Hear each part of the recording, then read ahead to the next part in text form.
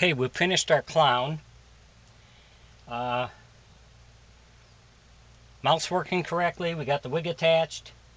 The clothes are handmade because you can't find something like that in that size. 4T, 5T.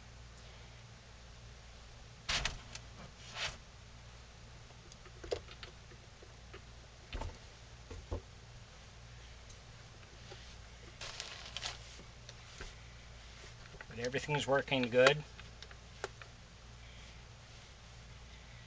I have videos on how I make the clothes if you want to look that up. The hands.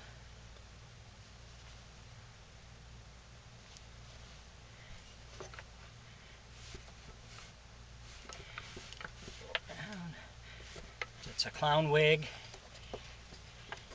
And in the back, there's a cutout so you can put your hand through and grab the stick.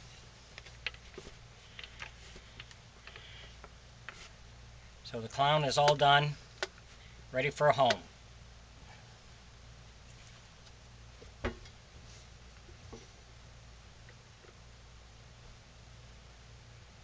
Thanks for watching.